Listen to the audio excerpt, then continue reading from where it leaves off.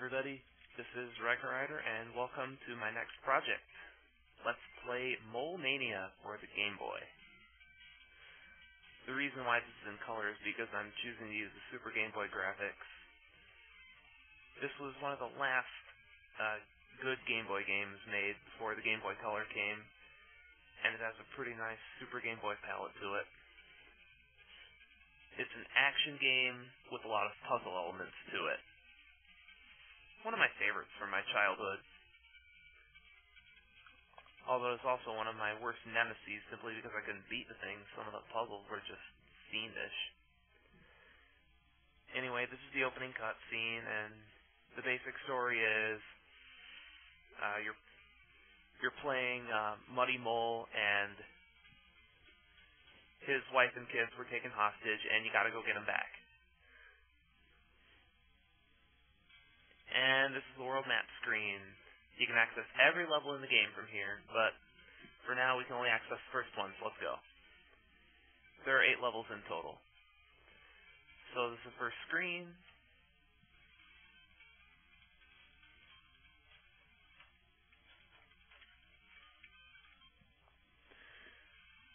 And you see one of these signs in every level, just basically information about the boss. Basically, this whole first level is nothing more than a tutorial.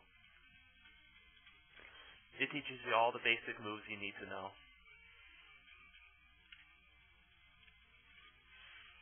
That's a heart, and it restores your health by 1/4. You start out with 1 full heart, and that's the max you'll have for the whole game. So you can take 3 hits without dying. You only have 1 life in this game, so it's a game over.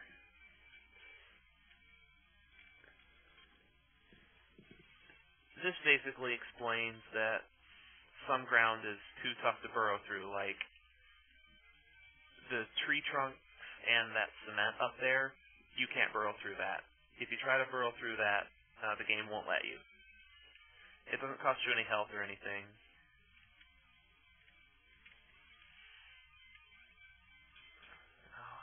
I don't know what the deal is with this. Maybe it just needed time to warm up or something, because all of a sudden my frame rate's better. Or it was. Anyway, you can push these black balls around. If you push one into a hole, it'll just reappear where it started from. Now, if we try to push this in the water, we can't.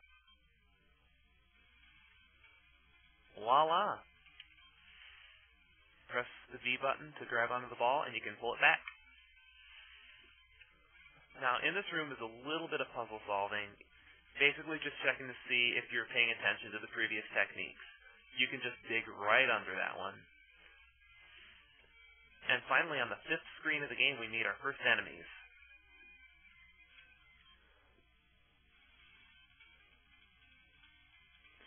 You can...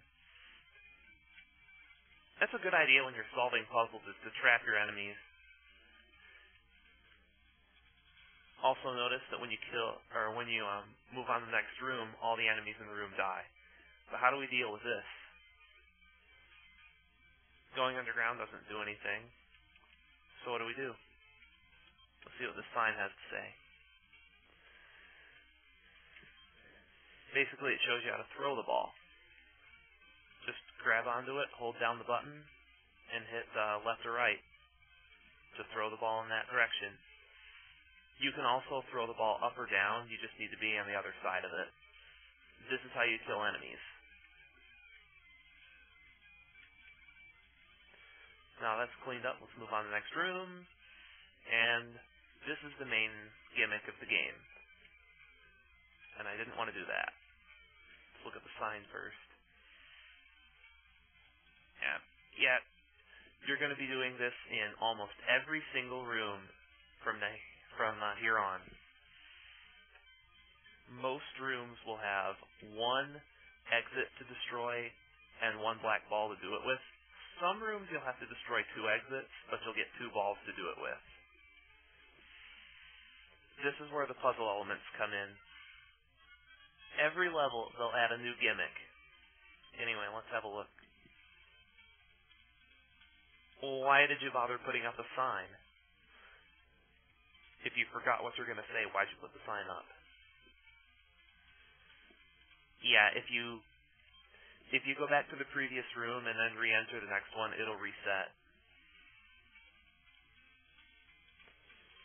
The save system is automatic in this game. Whenever you blow up an exit, or rather blow up the last exit in a room, it automatically saves. I find this funny. So anyway, we're going to move on to this next room. And this room is basically a healing station. If you run into this guy, you'll be able to take a heart out of there and you'll get all your health refilled. Oops.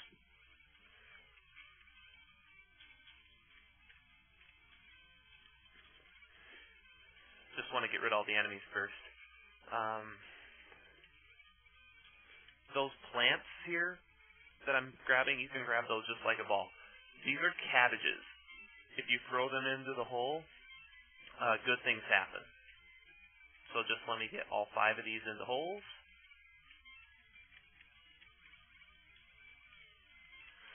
And now there's that icon on the lower left corner. That's the map. That's one of 4 items in each level. There's a map in each level, and it's actually pretty important because it's worth points. You're evaluated based on how you do in each level, based on how many cabbages you put into holes, how many items you collected, and all of that stuff. You can also use cabbages to kill enemies, just like you would the black ball. There's an item up there, but we can't get to that just yet. We have to do something in this room first. So I'm just going to clear out the rest of the enemies in here, and then throw the rest of the cabbages, and then I'll be able to get to that item.